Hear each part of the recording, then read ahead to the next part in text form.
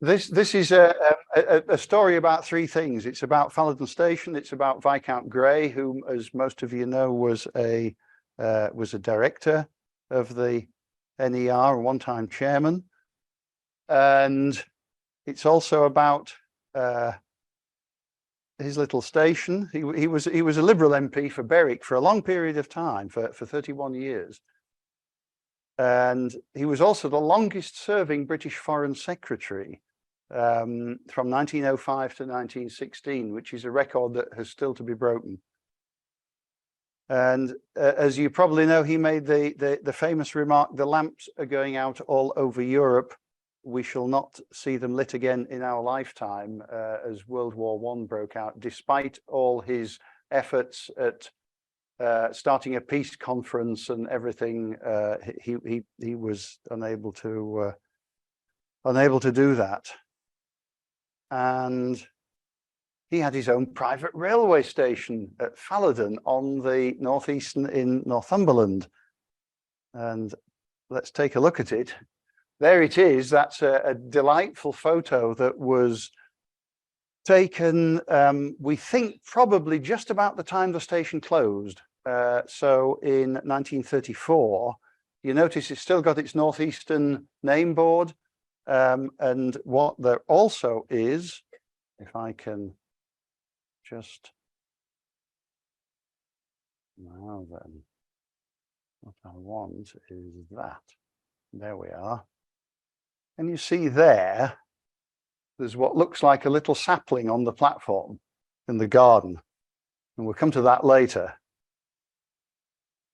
So why was there a private station at Fallodon? Well, the Newcastle and Berwick Railway was being promoted in the early 1840s, and it was planned to cross land that was owned by Sir George Grey, the grandfather of Sir Edward, who was the local Whig MP, and also one of his relatives, who was Earl Grey of Howick Hall. Well, if your name was George Hudson and you were keen on ensuring support, then what better way than to approach the gentry and say to them,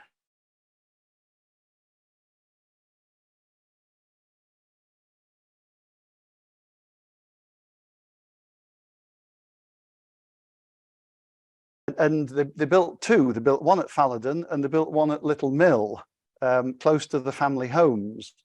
Now, neither of these stations is still there, which is rather a shame. They were designed by Benjamin Green, the Newcastle and Berwick Railway architect, and they looked like a sort of a miniature version of the ones that he produced for the larger stations on the line, in what's called Jacobean style. And Fallodon cost 690.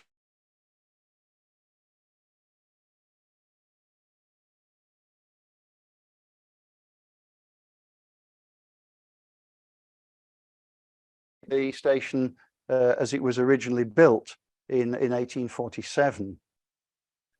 Now, being such a small building, it was fairly basic. On the ground floor there was a lobby leading from the carriage drive, the forecourt, to what was called on the plan a booking office for the Grey family, and there was an exit to the platform from that booking office under a small veranda.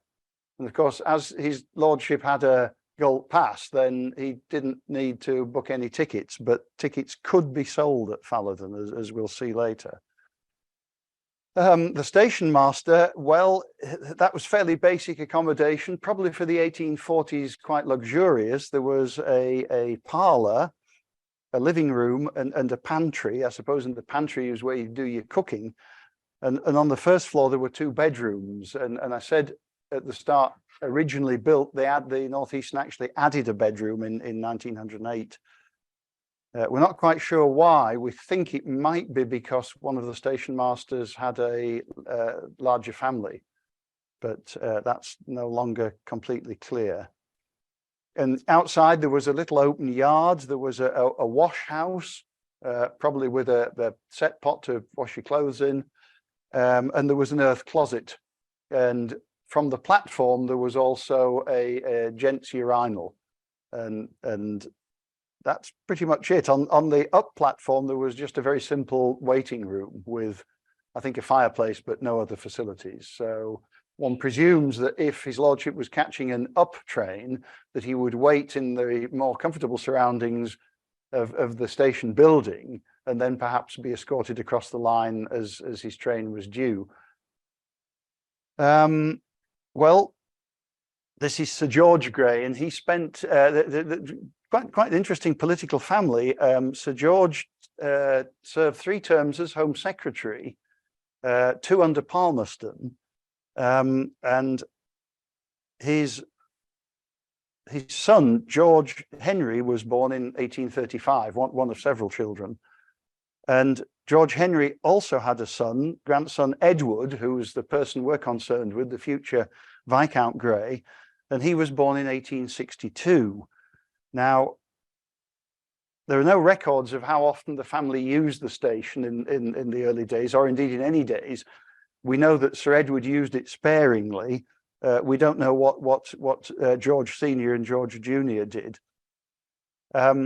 George Junior sadly died at a relatively young age in 1874, and his father died in 1882. So that meant that young Edward was primarily brought up by his grandfather at Fallodon, at the Hall. And of course, when George Senior died, then 20-year-old Edward inherited the baronetcy, the Fallodon estate, and the right to stop trains. And this was written into the original agreement with George Grey and his heirs, and they could stop any train that they required to use. Again, we don't know whether young Edward used it very much, but he was then he went to Winchester School, and he went to Balliol College, Oxford, which I gather is reasonably, in those days, reasonably common for Winchester boys to go to Balliol. Rather sadly, his performance both at school and at university was a bit uninspiring. In fact, he was sent down after 2 years for what the master of Balliol described as incorrigible idleness. And he enjoyed playing tennis. He was a member of the university's tennis team, and he enjoyed fishing, which was something that he learned on the River Itchen while he was at school at Winchester. So whenever he could, he sloped off to go fishing or play tennis. He finally managed a 3rd in jurisprudence, but he never actually went to collect his degree. One of his relatives, Lord Northbrook, got him interested in politics, and I suppose a little bit like today, where you see young people becoming advisors to ministers and so on. Then Edward was appointed advisor to Lord Northbrook and realised that politics was perhaps quite interesting. And at age 23, please note, at age 23, he was proposed and elected as Liberal MP for Berwick-upon-Tweed. He was the baby of the house. He was, I presume, elected on the strength of his being a local.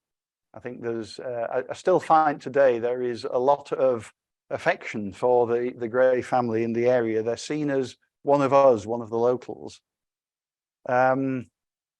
Now, Gladstone was Prime Minister, and he gave him a little job as Under Secretary of State for Foreign Affairs, and that was in 1892. And he got to do some work on agreements on Uganda and things like that. Nothing particularly dramatic.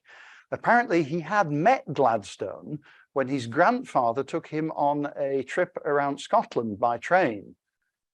And they stopped somewhere on the Highland, I forget where.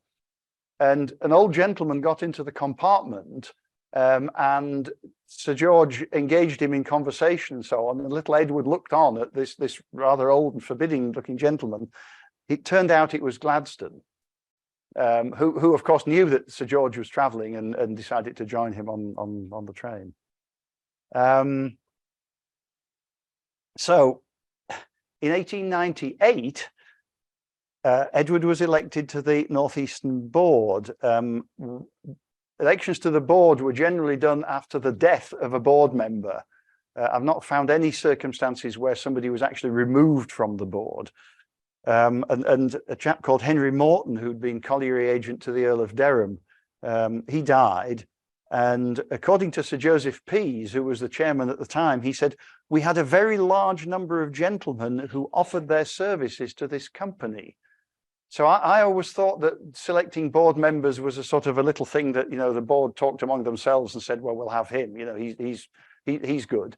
But there were obviously people who put their names forward. The board was far too discreet to say who they were. And of course, I presume they knew themselves that they hadn't been selected. But anyway, they chose the local MP, and cousin Albert had been a director. He was the 4th Earl Grey, the one at Howick Hall. He'd been a board member since 1885. So perhaps they thought, well, the family are reasonable sort of people.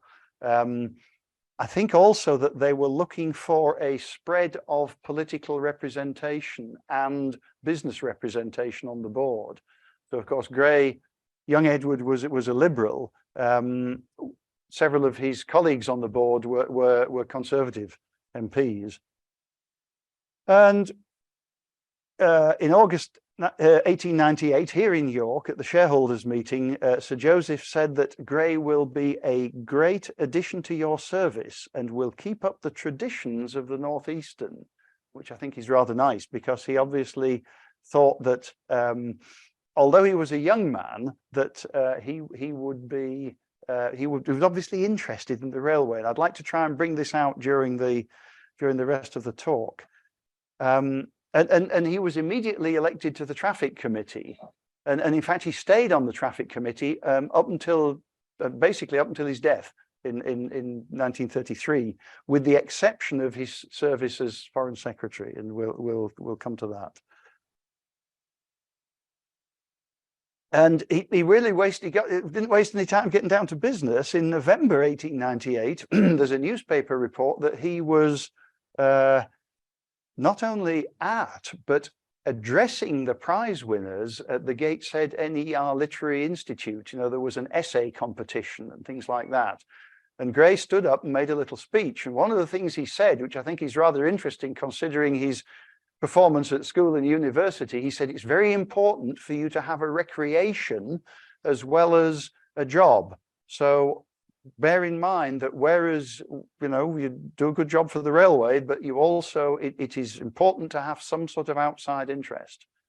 What the other board members thought of that, I don't know. I would imagine they would probably have preferred him to encourage them to work hard, but and it's rather nice. He found his railway work, I think he was perhaps a bit surprised. He said it was an interesting and reputable occupation connected with my own part of the country.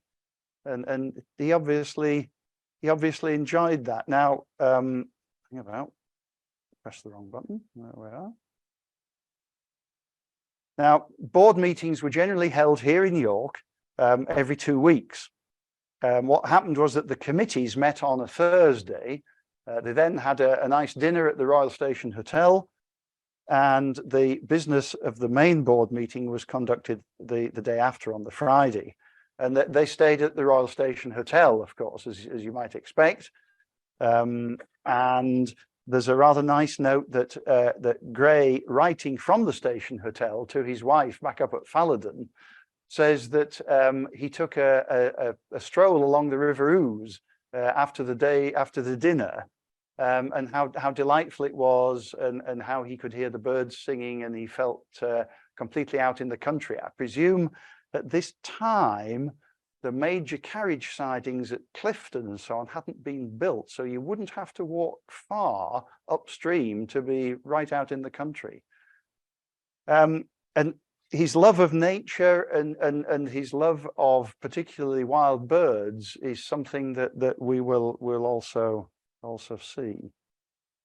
Now, sadly, the board and committee minutes only record decisions. There's no detail of discussions, despite the fact that you might hope there would be some details of discussions that aren't. There are a few papers surviving then the minutes make it clear that most items actually came with a presentation. And it seems likely that these were sent to the directors sometime in advance so that they could prepare for the meeting. And here's the top of one of these. It's actually outside Gray's time, before Gray's time. It's a presentation to the Locomotive and Way and Works Committee in 1876 about block signal stations.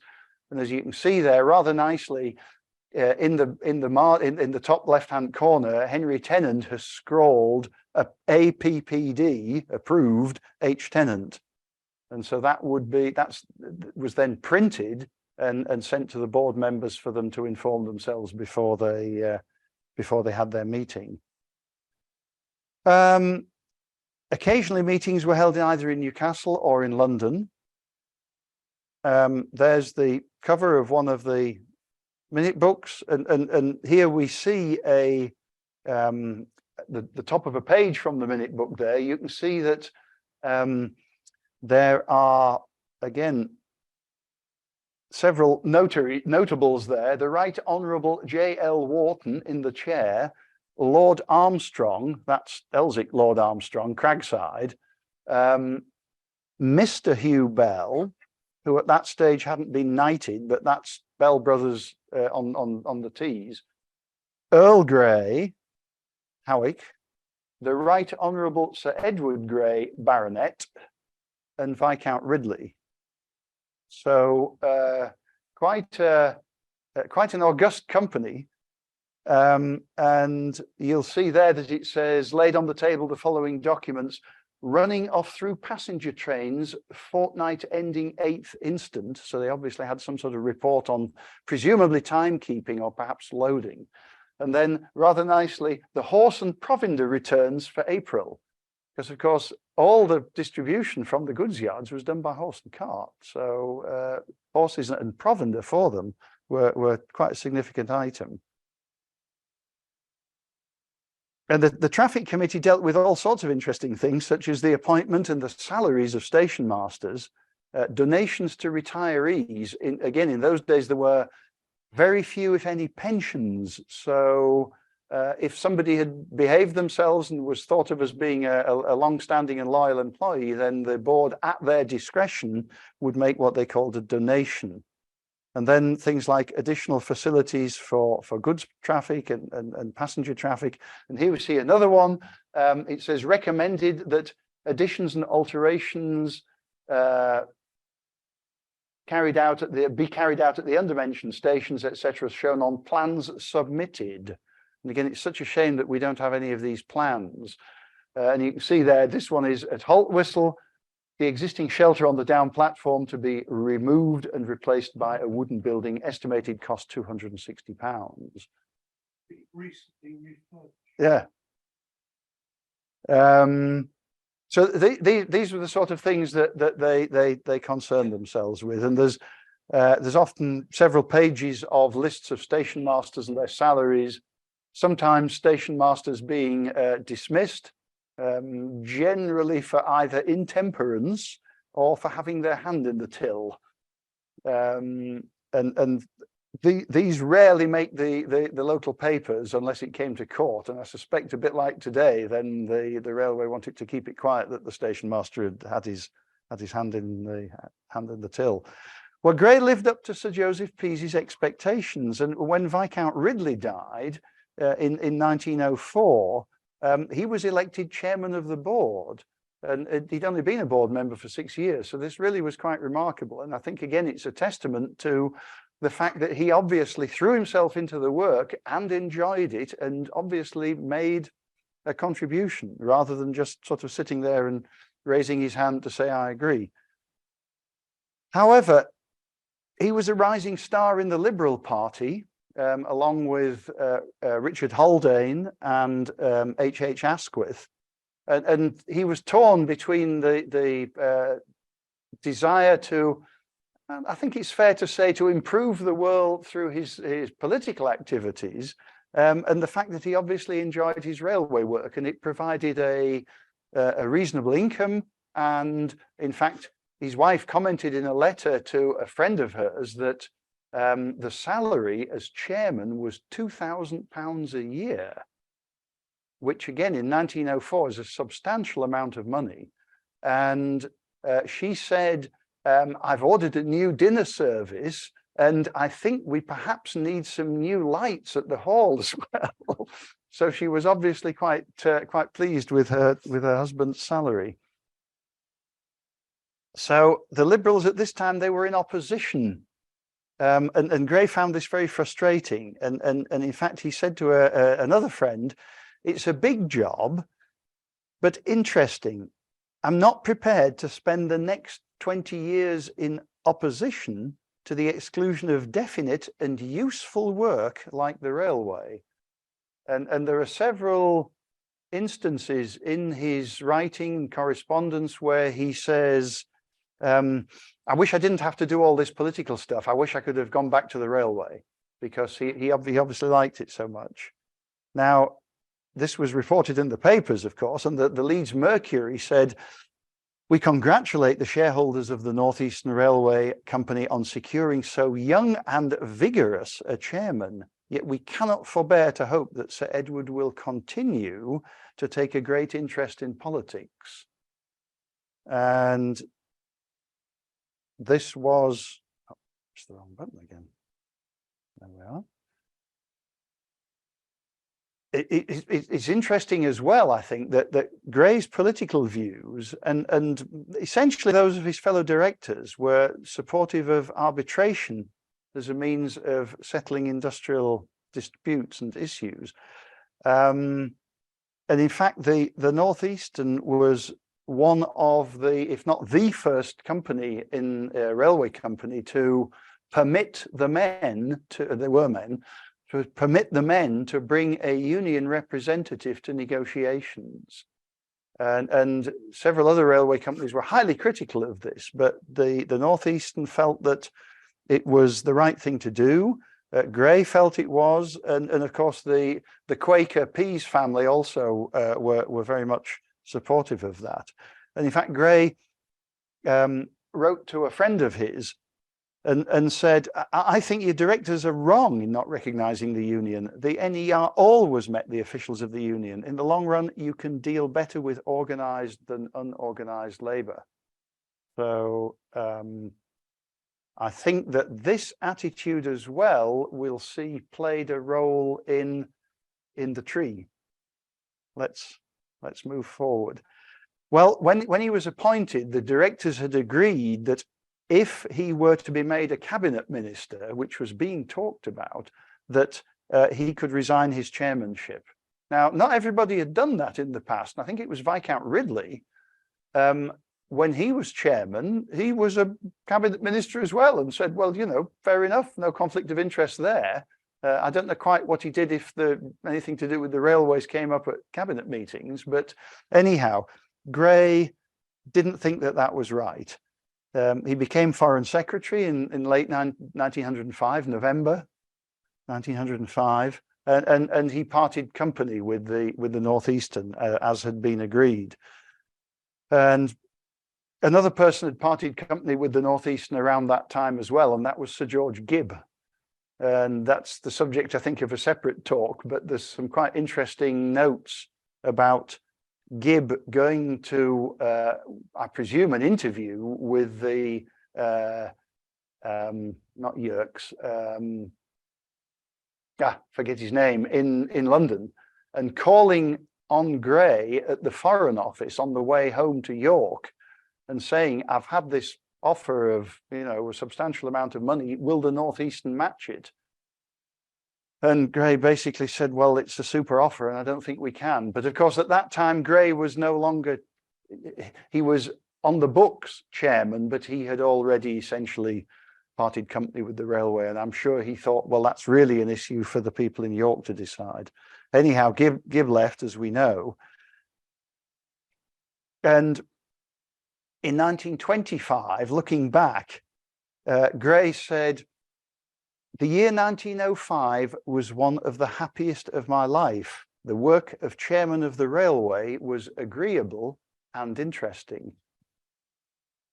And I think you'll see now why he looked back on 1905 as a happy year, because very sadly in early 1906, his wife Dorothy was killed in an accident with her horse and trap on the little roads near Fallodon. The horse shied, the trap turned over, and she was taken to first of all to the local school and then to Fallodon, but she never recovered consciousness.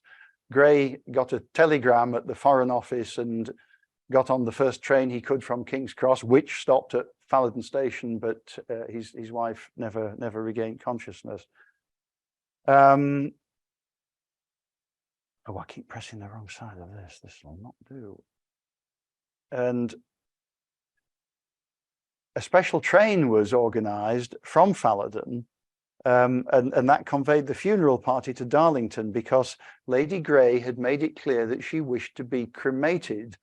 And cremation at that time was exceptionally unusual, and the nearest crematorium, would you believe it or not, the nearest crematorium was at Darlington. So a special train was laid on, and the station master made the arrangements, because although Sir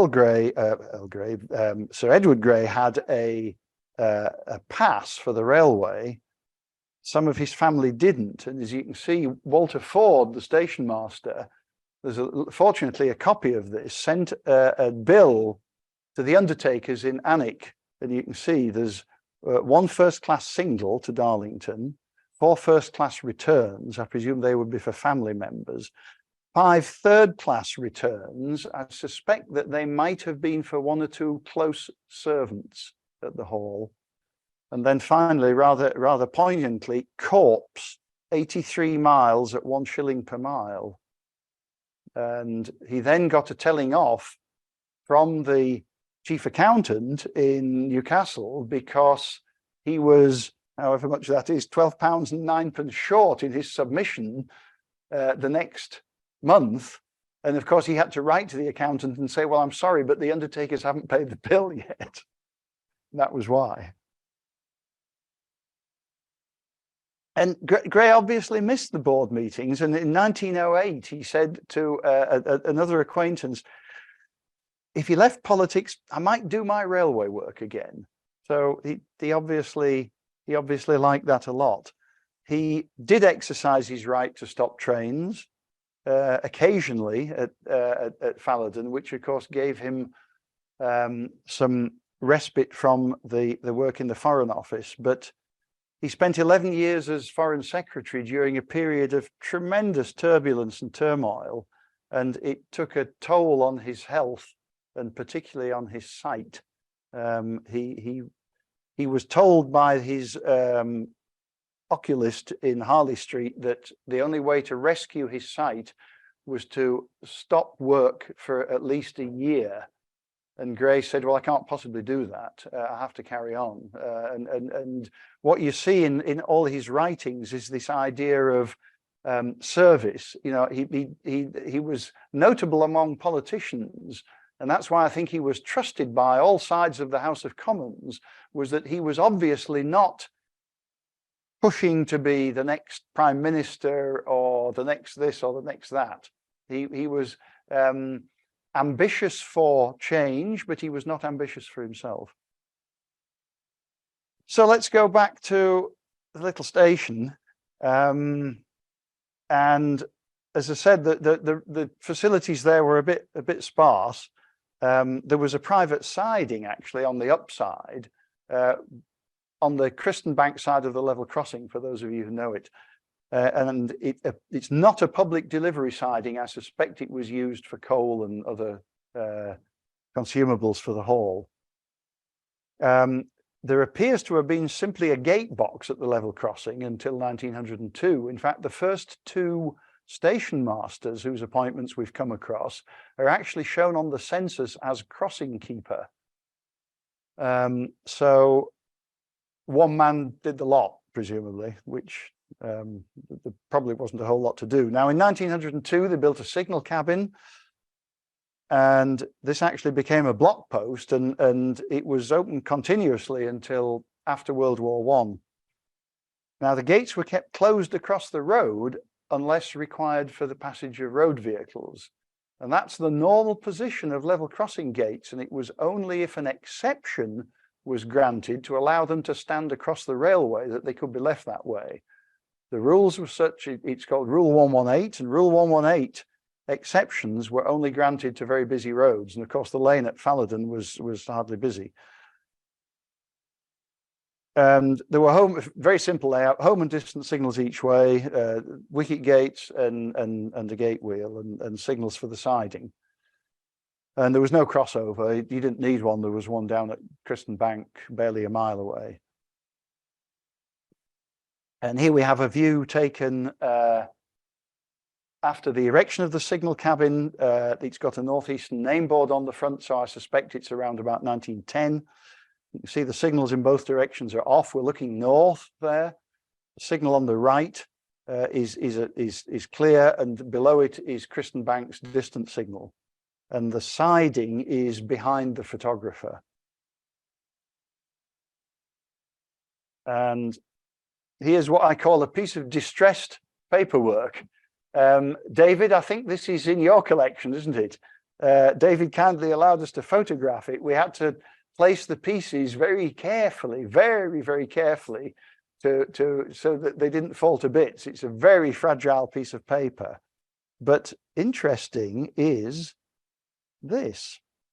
You'll notice that there's a stamp on the bottom, Northeastern Railway, Permanent Way Works, Park Lane, Gateshead upon Tyne. And the date, November 22nd, 1902. And then underneath Park Lane, the initials RJP. Now, most of you know that Robert Purvis was a well-known amateur photographer of Northeastern locos.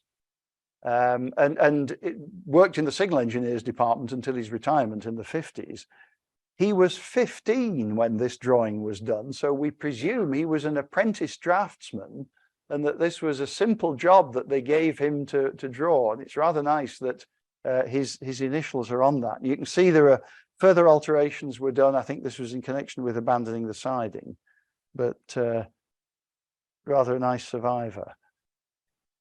Well, Gray retired from politics late in 1916. It was almost, well, it was to the day, it was the same day of the month of November that he retired from politics, and he accepted a peerage. And he, I'm sure, with a sigh of relief, took himself back up to Fallodon to spend Christmas and the New Year. And his health recovered a little from that. His cousin Albert, he's the one at Howick, Albert died in 1917, and Gray was re-elected to the Northeastern Board. And again, commenting later, he said that this was a happier moment than I had known for some times past. Again, showing his enthusiasm and interest in working for the railway. And apparently one of the things he liked to do was that if there were guests at Fallodon, about 3:30, 4 o'clock in the afternoon, he would look at his watch and say, "Come with me." And so they would walk down the lane from the hall to the level crossing. And Gray used to say, "Now stand here," and it's sort of in the shade of the signal box, if you like. So the box is here, and we're standing at the level crossing gates, and the down main is about a yard from us. Well, the signal box would hide the approach of the down Scotch Express, the Flying Scotsman. And this was moving at a fair speed. And in fact, the limit through Fallodon at the moment is 125. So they don't waste any time passing. And apparently Gray used to stand there and say, "Now, just wait a moment." And of course, the locomotive and train would thunder past about a yard away from the visitor, who would jump. And Gray used to think this was absolutely hilarious and sort of played this trick on people. And there's also a note that another very, what's the right word, honoured guest who had been taken in the motor, the car, to see Bamborough Castle, was hurried away from Bamborough because Gray said, we've got to get back because I want to see the Scotch Express passing, which I think is really rather nice. It's not perhaps what you'd expect from a board member. And they created something called the Northeastern Area Board. And I'm not sure whether they had an awful lot to do, but I suspect it was in part just to give Gray and Bell and people like that a feeling that they had something important to say. And of course, here we see the railway centenary in 1925, when Gray is there with the Duke of York and the Duchess behind, and to the left of the Duchess is Rafe Wedgwood, the LNER general manager.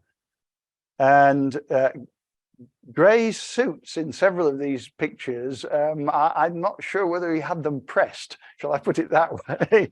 But he's looking the part, and his hands are behind his back, and he's obviously engaging the future king in conversation. And of course, later on, there was the procession of locomotives and trains past the grandstand at Early Nook. And after that procession was complete, then it was Gray's job to present the Duke and Duchess with, again, interesting reflection of the times. The Duke got the locomotive, he got a silver locomotion, and the Duchess got a silver carriage experiment. And you can see she is doing her, she is, as one would expect, making an absolutely delighted face there that she's been given this. I've put on there who the other people are, and you can see that there's at the back there's William Whitelaw, the chairman, Sir Rafe Wedgwood.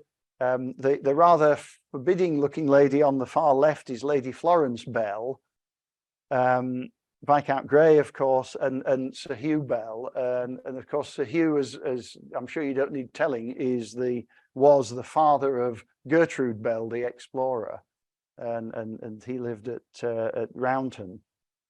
So I should mention as well, the models still exist. They're in the Royal Silver Collection. They were loaned to Locomotion in Shildon for a while.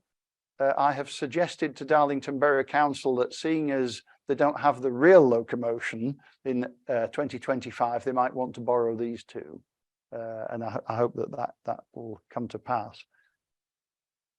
And then we see another one here at the York Signalling School, and Gray's 69, it's April 1931. Whitelaw's presenting a certificate to Lineman Smith of Castle Eden.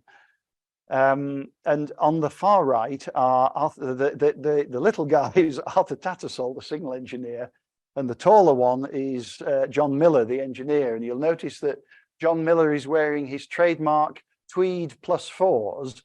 The only thing you can't see, and it was probably because he was holding it in his left hand, is he's usually smoking a cigarette as well as wearing his tweeds. What I like about this picture is that the men are all on the one side of the layout and the bosses are all on the other side. But they're obviously all very pleased, and I'm not quite sure why it is that Whitelaw appears to be head and shoulders taller than everybody else, but perhaps he was standing on something to reach across. Anyway, it's a nice picture. Well, sadly, Gray died at Fallodon in September 1933. He was 71. His health had been very poor for some time, and there was a lot of discussion about a memorial to him. And there is an obelisk to his memory at Ross Castle Camp in Northumberland, which has a gorgeous view out over Northumberland and the Cheviots. And he loved to cycle from Fallodon up there to enjoy the view. So there's an obelisk with this plaque on it. There was a long debate in Parliament because they had just introduced a rule that nobody was to have a statue put up of them until they had been dead for 10 years. But they still wanted to have something as a memorial to Gray. And so they put this plaque up outside the Foreign Office in 1937. It's on Downing Street. It's rather sadly on the section of, well, Downing Street is closed to the public now. This is next to what's called the Ambassador's entrance to the Foreign Office, which is basically at the St. James's Park end of Downing Street. And it was restored in 2014 because it had become rather dirty and the lettering beneath was hard to read. There was a touching obituary in LNER magazine for the month after he died. And the LNER decided that this idea of stopping trains at private stations wasn't particularly good, so they approached the new owners of Fallodon and said, if we give you both an all stations pass for your lifetime, would you be prepared to rescind the right to stop trains? And so they said yes. The station master's job at Fallodon had been combined with Cryston Bank in 1926, so there wasn't a station master to be made redundant from Fallodon, and the little station closed in 1934. It appears that the house was still used for railwaymen after that. The signal cabin actually lasted until 1967 when automatic barriers were installed. And the LNER engineers staff at Fallodon planted a copper beech tree in Gray's memory, which to me is a very remarkable thing to do. I was talking to the Network Rail staff up there just yesterday, and I said, if your big boss died next week, heaven forbid, would you plant a tree in his memory? And they said, nah. So the fact that they did this, I think it speaks very highly of what they thought of him. And this was reported in LNER magazine in 1934 and again in 1939. And now we come to the reason that all this has come to pass, because while I was looking for something else, and I forget what it was, browsing through our electronic copies, scanned copies of LNER magazine, I came across one of, and then looked at the second page. I think I must have come across the 1939 one here on the right. Basically, it says that the engineer staff at Fallodon have decided to plant a tree. In the 1934 one, it's just been done. And in 1939, it says, well, the tree is flourishing. And there's a small stone plaque at the bottom that says, remember who passed by, Viscount Gray of Fallodon, KG, 1862 to 1933, which is really rather nice. And doing that at a station that has closed, again, it seems rather strange, but it's right outside Fallodon Hall. So very sadly, the little station was needlessly demolished in the early 1960s. Great shame. But you know, that was the period of the Euston Arch and things like that. So I suppose it's not too surprising. But the tree is still there, and you can see it there. These two pictures were taken by our member Harry Wilson. What happened was I looked on Google Earth. I think that's a copper beech tree, so I thought we need to check. So I phoned Harry and said, you go down past Fallodon anytime? Oh yeah, he said, we sometimes drive down to Alnwick. And I said, well, can you detour and have a look and see if there's a copper beech tree at the site of Fallodon station? He sent me these two pictures. Yes, there is. Well, it seemed rather a shame that the purpose of the tree had sort of faded into obscurity. And so we approached the owners of Fallodon Hall, Gray's nearest living relative, and Professor Ott of the University of East Anglia. And I'm pleased to say that they were more than enthusiastic about the idea of somehow putting something up to remind people that this tree was there to commemorate not only an important statesman, but a railway director and a local. We came up with a design. We put it before the Northeastern trustees, Northeastern Railway Association trustees. John Teasdale kindly did the artwork for this board that you can see here.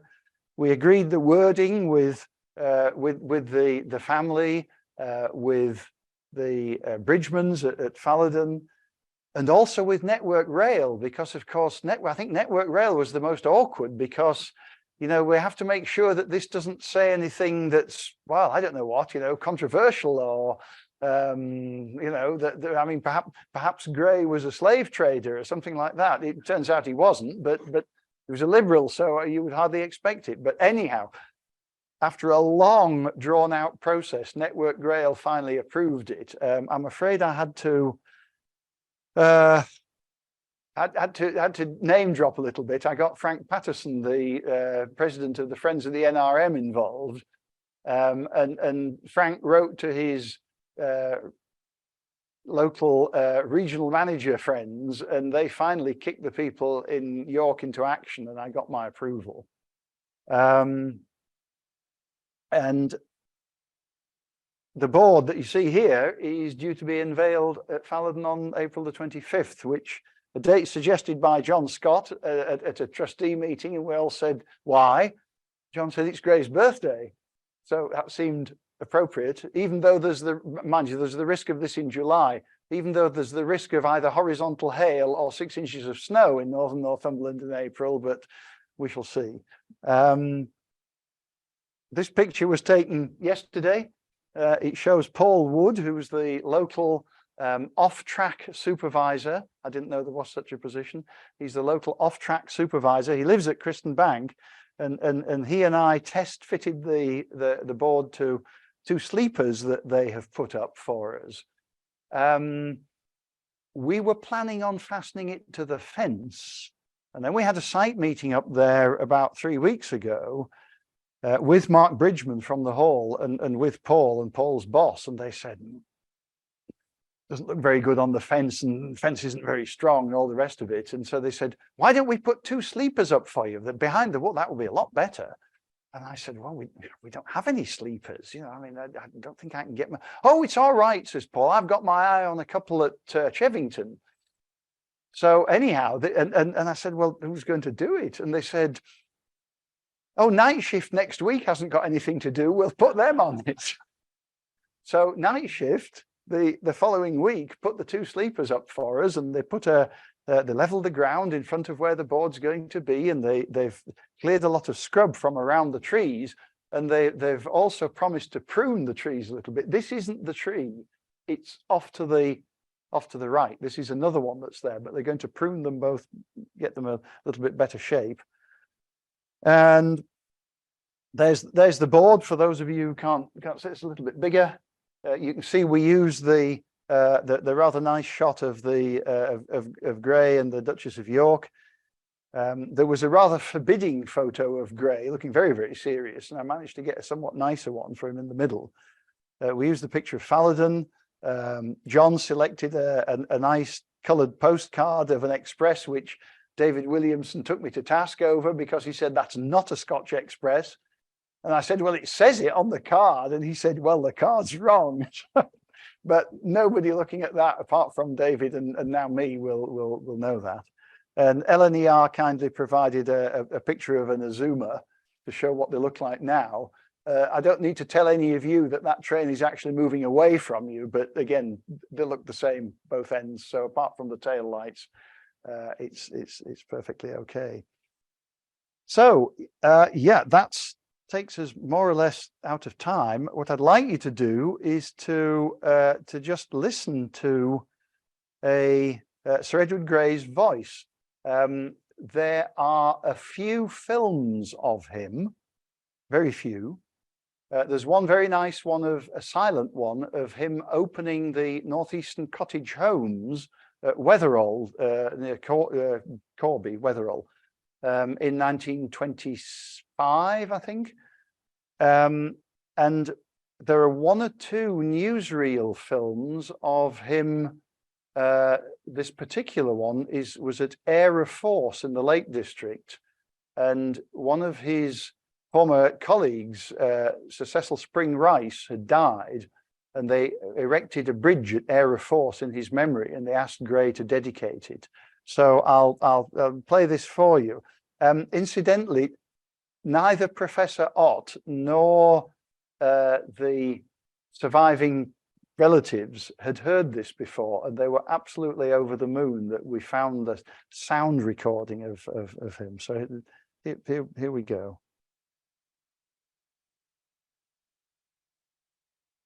As I was standing on the bridge this morning, the thought occurred to me, suggested by the sound of water, which has often occurred to me before, and I dare say has occurred to you.